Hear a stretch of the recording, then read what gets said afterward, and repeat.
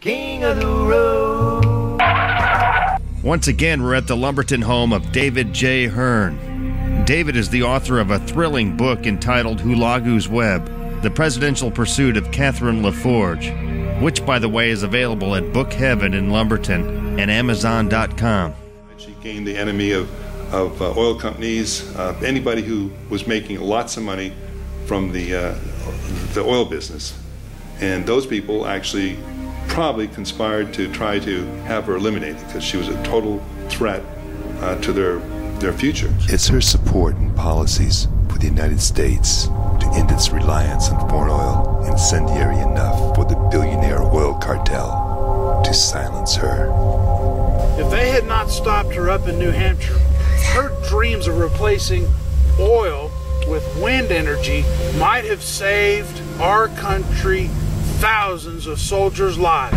Could the perpetrators of this attack be any of the thousands of accountants, lawyers, or IRS agents who fear and loathe Catherine's campaign pledge to replace income tax with a simple national sales tax? Assassinated in the book. Well, I'm not saying she's assassinated, but people around her were definitely killed. There was a person killed in a biodiesel pond, in a algae pond that was used for biodiesel. There's various people that she associated with her. Her campaign manager was killed. So people disliked her, that felt threatened, and then the public itself really liked her.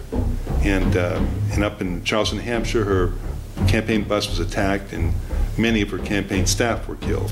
So, and now I'm just saying she's in hiding and trying to decide whether she wants to run again, and maybe in 12. David Hearne, do you have any aspirations, political aspirations of your own? No, not. You got some good ideas here. No, but I hope that people will like the book, and that hopefully that the book will make some change in people's attitudes about how things should be done in this country, and the people will get politically motivated. That's what I'd like to see. But the book is a thriller, basically, about a woman trying to stay alive and running for president. And I also think many women will find it pretty interesting too, because it does talk about how difficult it is for a woman to run for president with a child too, because she actually has a young daughter. And the things that are required of a president that sometimes interfere with how we say a woman's supposed to be. And so some people disliked her just because she was a woman, and they felt like she shouldn't be allowed to run for president. In fact, it's something interesting too, because Saddam Hussein, when she was being interviewed with Saddam Hussein, she didn't realize at the particular time that the Quran also sort of said that a woman should not be a leader. So he wanted her to win. So, because if a woman was a leader, they actually had the belief that she would fail. So perhaps the reason why he really liked her was that he hoped she would win and fail. Of course, other things happened, so we don't know what would have happened if she had won. Is it Saddam Hussein and his supporters after a deal gone wrong?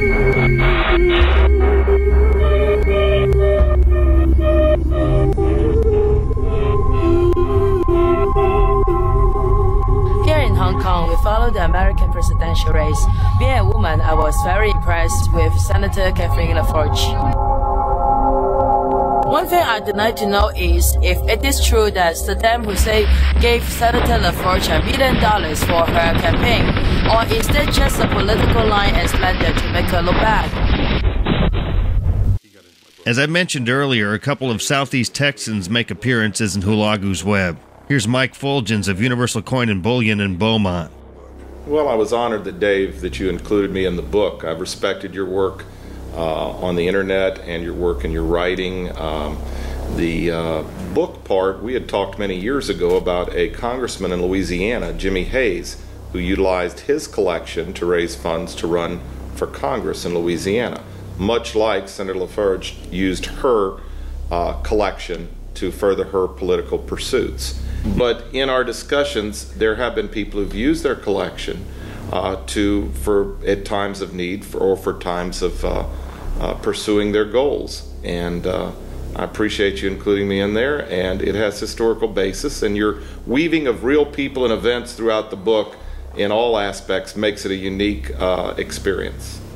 And here's another gentleman that actually was in my book that I wrote about. This is Kent Batman, who actually owns a biodiesel company that is one of the very, very few in this area that is trying to help move our area towards using local biodiesel instead of petrol diesel, which I think Kent could probably explain better than me why that's a good choice.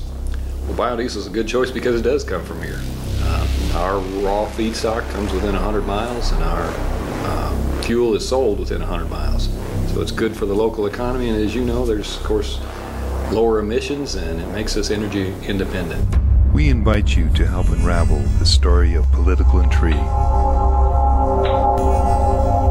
Read Catherine LaForge's pursuit of the presidency and decide for yourself if this woman has the experience, common sense, and fortitude to serve as your next president of the United States.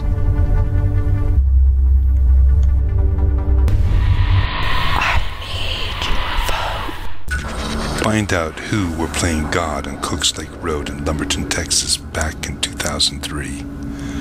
Read David Hearne's Hulagu's Web, The Presidential Pursuit of Senator Catherine LaForge, available at Amazon.com or at Book Heaven in Lumberton, Texas.